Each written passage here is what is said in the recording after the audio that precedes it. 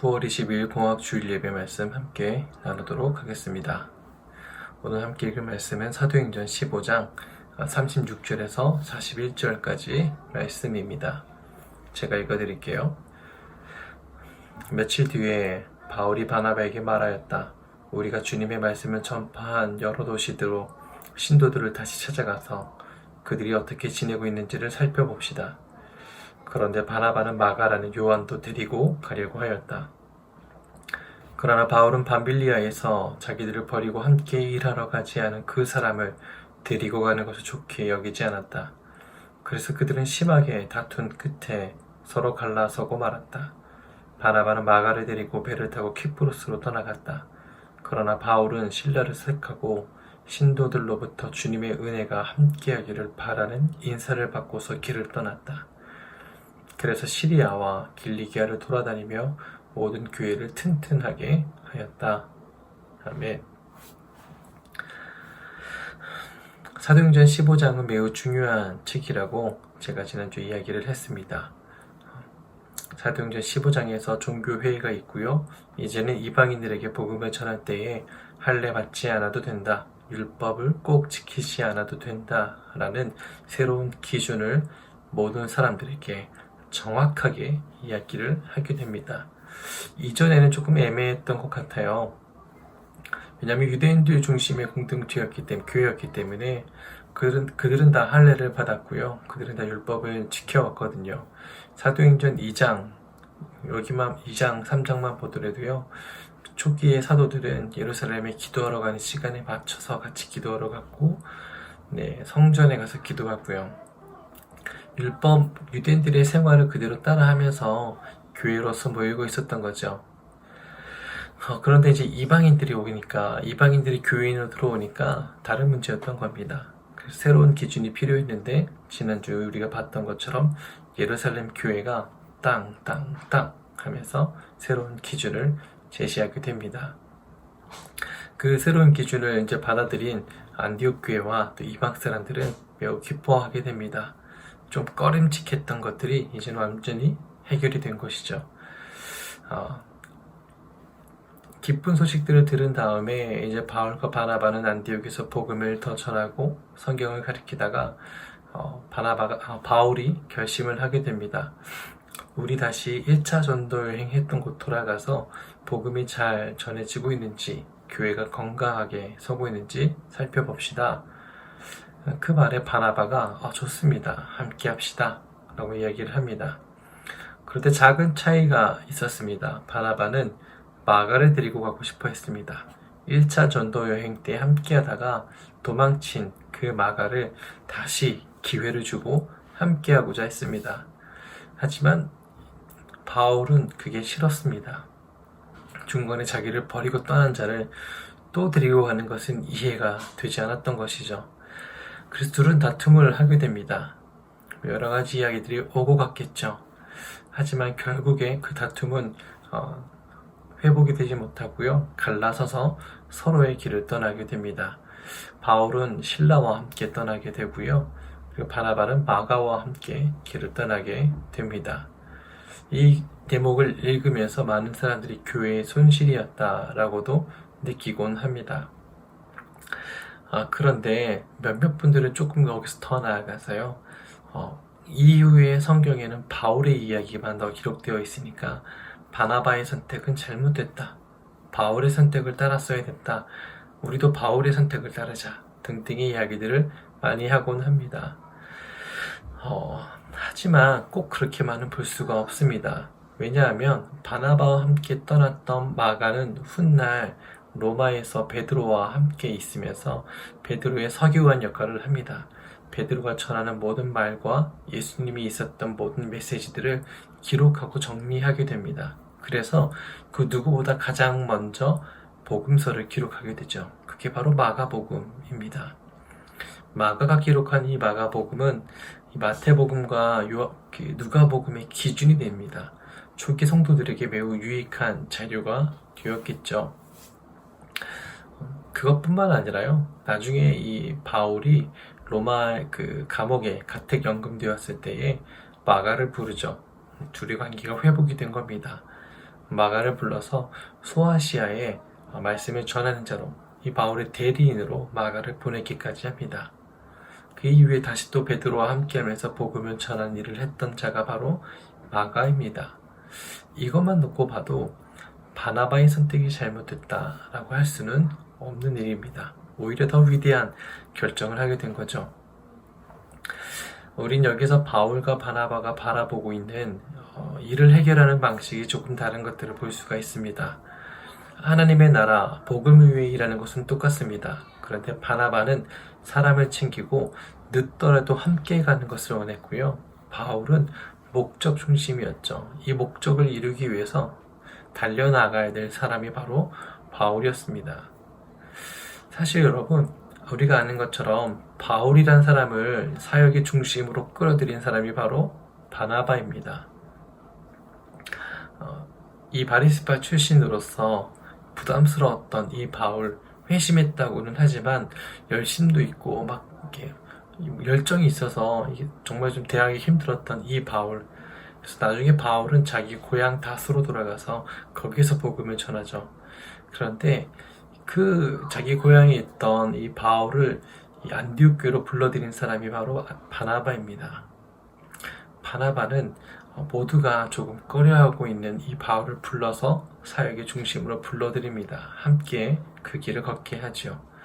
그것만 보더라도 바나바는 사실 안목이 매우 좋았던 사람이라고 볼 수가 있습니다. 이 사람 하나님이 선택한 사람이구나 확신이 있다면 누가 뭐라고 해도 품어주고 함께 했던 사람이 바로 바나바라고 볼 수가 있습니다. 그래서 바나바는 마가를 선택했던 것이죠. 분명히 이 일을 하나님께서 함께 쓰실 거야. 하나님이 귀한 일꾼이 될 거야 라고 아마 확신을 하셨던 것 같습니다. 반면에 바울은 목적 중심의 사람이었습니다. 달려갈 길을 위해서 매를 맞더라도 죽을 위기가 있더라도 끝까지 뛰어나가고 달려나갔던 것이 바로 바울입니다. 그런 열정 때문에 또 수많은 지역의 교회들이 세워졌던 것이죠. 자, 그렇다면 바울의 방법이 맞을까요? 아니면 바나바의 방법이 맞을까요? 저는 하나님의 일을 하는 데에서 이 두 방법이 모두 맞다라고 생각을 합니다. 어느 하나가 더 옳다라고 볼 수 없다고 생각을 합니다. 여기서 다르게 보고 싶은 모습이 있다면 분명히 바울과 바나바가 싸운 것은 위기였습니다. 하지만 이 위기가 새로운 기회가 됐다라는 것이죠. 바울과 바나바라는 아주 멋진 선교 조합이 깨졌습니다. 이 선교 조합이 깨져가지고요. 그래서 많은 사람들이 아쉬워했는데 오히려 이것은 전화위복이 되어서 바울은 실라라는 사람과 함께 복음을 전하러 떠나게 되고요. 바나바는 마가와 함께 복음을 전하러 떠나게 됩니다. 한 곳으로 전하여졌던 복음이 양쪽으로 나가게 된 거예요. 사실 바울과 바나바 중심의 이야기이기 때문에 이렇게 말을 하지만 그 시기에는 더 많은 사도들과 사람들이 복음을 전하고 있었을 겁니다. 수많은 곳곳에 복음을 전하는 수많은 증인들이 있었던 것이죠. 우리 눈에 볼 때는 이 선교팀이 깨졌다라고 하는 안타까움과 위기로 볼 수는 있지만 그러나 하나님은 이것을 위기로 멈춰 있지 않게 하시고 새로운 기회, 복음이 온 열방에 뻗어나가는 기회로 보셨다라는 것입니다. 여러분, 위기는 위기로 끝나지 않습니다. 하나님이 선택한 교회와 하나님이 선택한 사람들의 삶의 위기는 단순히 위기로 끝나지 않습니다. 그 위기는 분명한 새로운 기회가 됩니다. 하나님이 일하시는 것들을 바라보고 주목하고 있는 사람들, 정말 위험한 순간에서도 주의 일하심에 초점 맞추는 사람들에게는 이 위기가 그냥 위기로 끝나지 않습니다. 앞서서 본 것처럼요, 바리새파 출신들의 사람들이 방해했기 때문에 예루살렘 교회에서 회의가 있었습니다. 또 그 귀한 편지를 전해주기 위해서 유다와 실라가 왔습니다. 그때 만난 인연으로 바울과 실라는 2차 전도 여행에 새로운 팀을 꾸리고 가게 됩니다. 위기였었는데요. 이 위기를 극복해 나가는 과정에 새로운 만남이 있게 하시고 그 만남을 통해 복음을 전하는 선교팀이 세워지게 된 것이죠. 이 위기는요, 우리가 생각하는 위기는 주저앉아야 될 것이 아닙니다. 하나님이 일하게 하시는 또 다른 기회라는 사실이죠. 코로나 2차 2.5단계 거리두기 때문에 우리 안에 많은 위기가 있었습니다. 학원을 2주나 멈춰야 했던 지체가 있고요. 또 거래처가 흔들렸던 지체가 있고요. 또 뜻하지 않게 접촉에 대한 의심 때문에 자택 감금을 했던, 스스로 자가격리를 했던 지체도 있습니다. 이 위기의 순간에 주저앉은 것이 아니라 우리는 그 시간을 통해서 하나님이 어떻게 일을 하시는가, 주의 일하시는 방법은 무엇인가 주목하고 바라볼 필요가 있습니다. 그래서 여러분, 그 위기를 하나님의 방법으로 멋지게 역전시키시는 그 하나님을 경험하기를 축복합니다. 하나님이 일하시는 것들을 보게 된다면 우리는 이것이 우리의 삶의 간증이 될 겁니다. 이 위기를 기회로 바꾸셨다. 이 위기를 축복의 자리로 바꾸셨다라는 간증이 우리 개개인의 삶에 넘치게 될 줄로 믿습니다. 오늘날 교회가 참 많이 위험하고 위기라고 말들 합니다. 많은 사람들이 교회를 떠나고요. 더 많은 사람들이 떠날 수도 있다는 이야기들을 하곤 합니다. 교회에 미래가 없다라는 평들이 정말 많이 있습니다. 하지만 분명한 것은 이 위기는 기회가 될 것입니다. 이 기회가 돼서요, 오히려 사람들은 정말 바른 교회가 무엇이냐, 건강한 교회가 무엇이냐 주목하고 바라보고 그 교회를 찾아가게 될 것입니다. 얼마 전에 일산에 있는 씨앗교회라는 곳에서 이런 결정을 했죠. 코로나 시기에 건물을 유지하는 것보다 성도들을 돕는 게 더 유익하겠다라는 결정들을 목사님 3분이 했다고 합니다. 그래서 이 3분이 교회 이 건물이죠, 임대했던 곳을 처분을 하고 교회 재정을 가지고 자기 교인들에게 긴급 구호 재정을 설정을 했다고 해요. 계산해 보니까 한 명 나오는 성도에게는 10만원, 또 가족이 나오는 성도들에게는 30만원씩 하면은 10달 정도 긴급 재정을 돌려줄 수 있겠다라는 생각이 들었다고 합니다.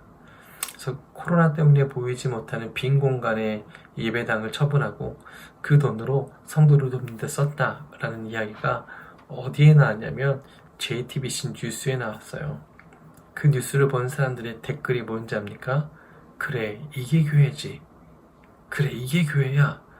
이게 너네들이 말하는 가르침이야. 라고 하는 메시지가, 이런 댓글들이 달려있는 걸 보고요, 여전히 사람들은 기대를 하고 있다는 거예요. 건강한 교회에 대해서, 그냥 교회다운 교회에 대해서, 기본을 지키는 교회에 대해서 기대하고 있다는 거예요. 이 위기 속에서 하나님이 일하시는 교회를 세워가는 저와 여러분이 되었으면 좋겠습니다. 교회도 그렇지만 우리 개개인의 삶도 마찬가지였죠. 위기 속에서 하나님의 일하심을 주목하는 저와 여러분이 되시기를 축복합니다. 날마다 위기에 멈춰 있지 않고 그것을 하나님의 주시는 눈으로, 하나님의 관점으로 다시 바라보고 그 위기 속에서 기회를 찾아서 놀라운 역전을 이끌어 나가는 저와 여러분이 되시기를 주의 이름으로 축복합니다.